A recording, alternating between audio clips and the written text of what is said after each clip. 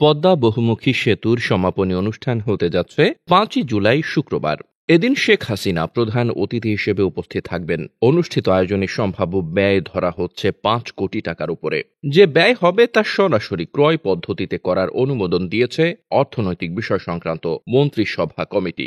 বুধবার সচিবালয় অর্থমন্ত্রী আবুল হাসান মাহমুদ আলীর সভাপতিত্বে অনুষ্ঠিত অর্থনৈতিক বিষয় সংক্রান্ত মন্ত্রিসভা কমিটির বৈঠকে এ অনুমোদন দেওয়া হয়েছে।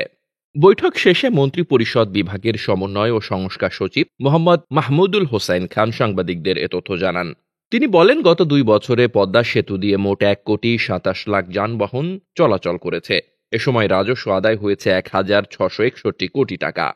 সচিব আরও বলেন, এই পদ্মা বহুমুখী সেতুর নির্মাণের মেয়াদ ২০২৪ সালের ৩০ জুন শেষ হয়েছে। এই সমাপ্তি উপলক্ষে মাওয়া প্রান্তে এক সুধী সমাবেশের আয়োজন করা হয়েছে।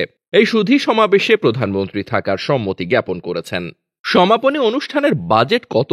সাংবাদিকদের এমন প্রশ্নের উত্তরে সচিব বলেন, খরচ না হওয়া পর্যন্ত প্রকৃত খরচ বলা সম্ভব নয়। তবে বাজেট ৫ কোটি টাকার উপরে। ৫ কোটি টাকার কম হলে সংশ্লিষ্ট মন্ত্রণালয়ের সচিবরা অনুমোদন করতে পারেন। আগামী ৫ই জুলাই এই অনুষ্ঠানের আয়োজন করা হয়েছে জানিয়ে সচিব বলেন, পদ্মা সেতুর উদ্বোধনী অনুষ্ঠান যেখানে হয়েছিল সেখানেই সমাপনী অনুষ্ঠান অনুষ্ঠিত হবে।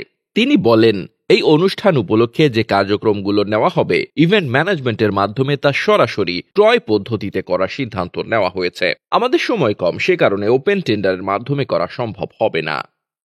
ডেস্ক রিপোর্ট, বার্তা বাজার।